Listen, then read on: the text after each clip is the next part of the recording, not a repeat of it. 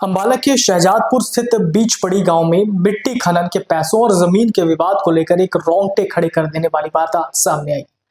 पूरे परिवार को खत्म करने पर उतारू एक सनकी युवक का खौफनाक सीसीटीवी फुटेज भी सामने आया, जिसमें वो हाथ में पिस्तौल लहराते हुए अपनों को ही चुन चुन कर निशाना बनाता दिख रहा है।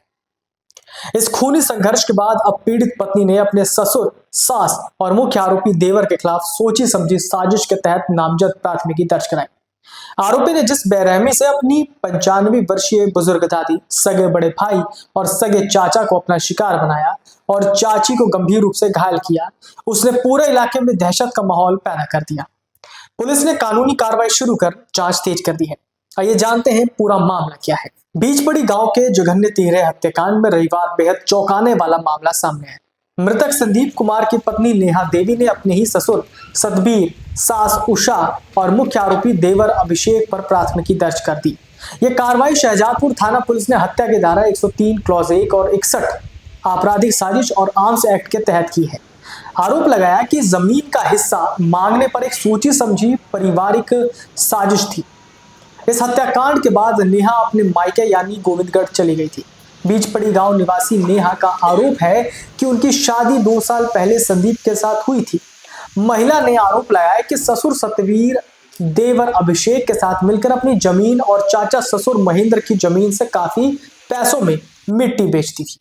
मिट्टी बेचने के बाद जो पैसा मिला था वो पैसा ससुर और देवर ने आपस में बांट लिया था। हमें और चाचा को हिस्सा नहीं दिया था। हिस्से की मांग कर रहे थे तो काफी बहस भी हुई थी। पूरा परिवार घर पर था। 23 मई को सास और ससुर कहने लगे कि हम इस रोज रोज के झगड़े से तंग आ चुके हैं। देवर अभिषेक एकदम से उनके पास से उठकर अपने हाथ में पिस्तौल लेकर गेट पर आया और गोलियां चला दी। अंबाला के शहजादपुर के बीच पड़ी गांव में हुए तिहरे हत्याकांड का रोंगटे खड़े कर देने वाला सीसीटीवी फुटेज सामने आया। इस फुटेज में आरोपी युवक को खून का प्यासा बनकर गली में घूमते देखा गया। उसने अपने ही परिवार के सदस्यों को चुन चुन कर निशाना बनाया और उन्हें गोलियां मारी। फुटेज में दिख रहा कि आरोपी ने पहले अपनी दादी को मौत के घाट उतारा। यह घटना पिता के सामने हुई थी, जो बेहद दर्दनाक है। दादी की हत्या के बाद आरोपी पिस्तौल लहराते हुए अपने चाचा और चाची की तरफ बढ़ा। उसने पहले चाचा पर निशाना साधा और ट्रिगर दबाया। हालांकि पहली बार में पिस्तौल लॉक हो गई या मिसफायर हो गई। चाचा ने अपनी जान बचाने के लिए गली में भागना शुरू कर दिया। आरोपी ने भागते भागते ही पिस्तौल को दोबारा ठीक किया। उसने पीछा करके चाचा को ढूंढ निकाला और उन पर गोलियों की बौछार कर दी। इसके बाद आरोपी ने गली में जा रही चाची को भी गोली मार दी। वारदात को अंजाम देने के बाद आरोपी हथियार लहराता हुआ घटनास्थल से भाग गया। सीसीटीवी फुटेज इस जघन्य अपराध की पूरी कहानी बयां करता है। आरोपी ने जिस क्रूरता से अपने ही परिवार के लोगों को मारा वो विचलित करने वाला है।